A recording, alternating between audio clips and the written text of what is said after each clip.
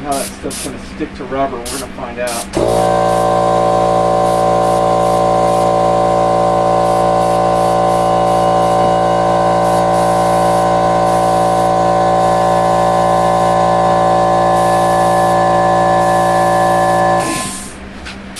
Anything besides black would be nice.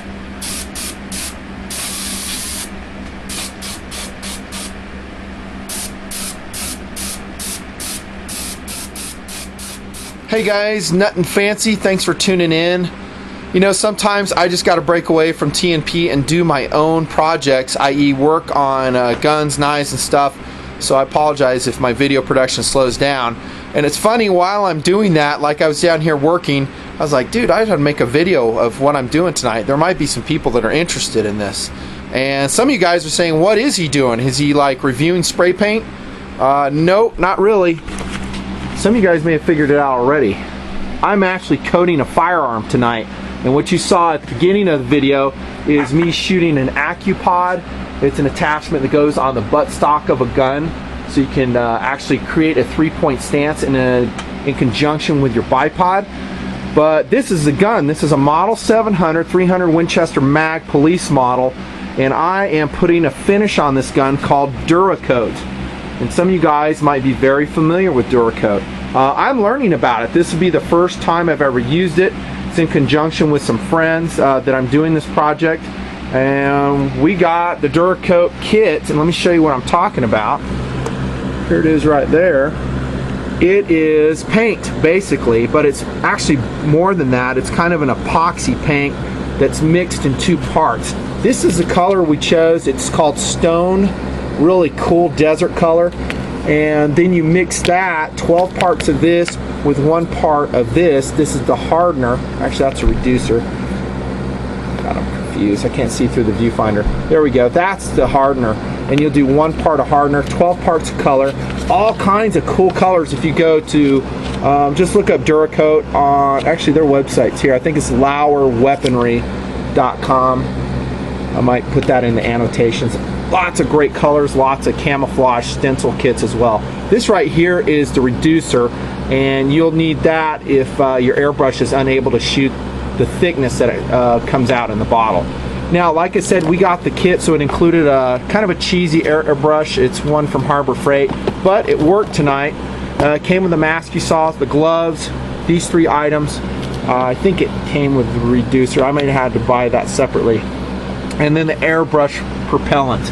I actually have an air compressor down here, and I'll talk to that in just a second, but I wanted to test for you guys the Airbrush Propellant, and my overall verdict on that using the Lauer custom weaponry DuraCoat is that it sucks. I was not able to get a good spray with this type of can. Screwed it on really tight, opened the valve all the way, still couldn't get it to shoot properly. So what I did is connected it to my little Craftsman shop compressor, and then we were in business. I did notice, here's the airbrush as it comes out. It's still got color in there. I'm going to have to clean it real quick here.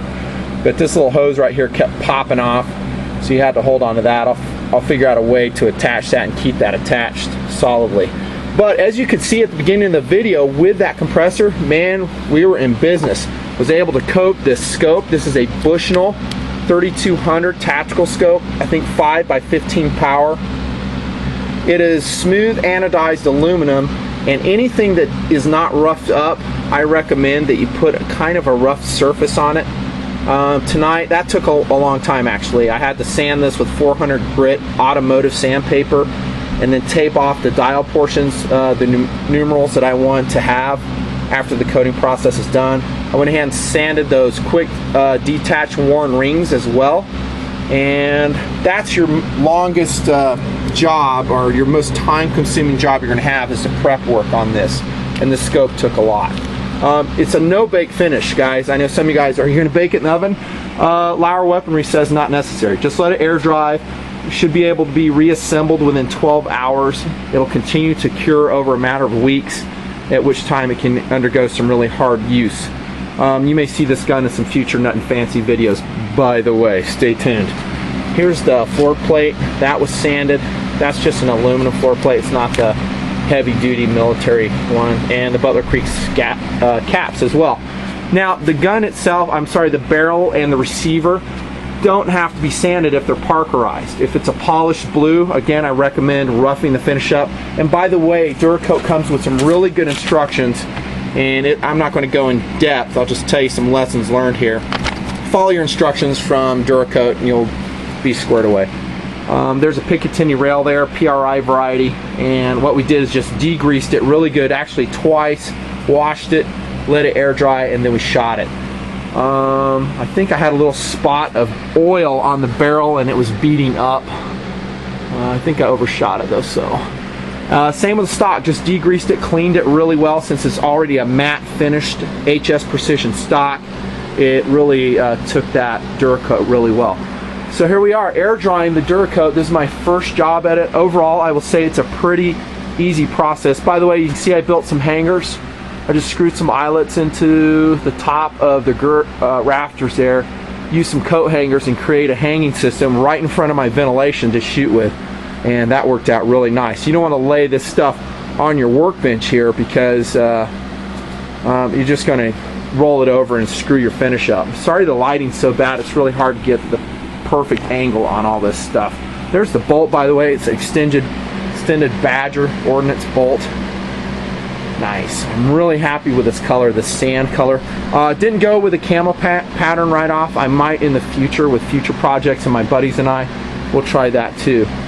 But the only downside I would say to the DuraCoat process is probably cost. It is not inexpensive. It costs a fair amount of money. And some guys will say, hey, just shoot it with, you know, spray paint.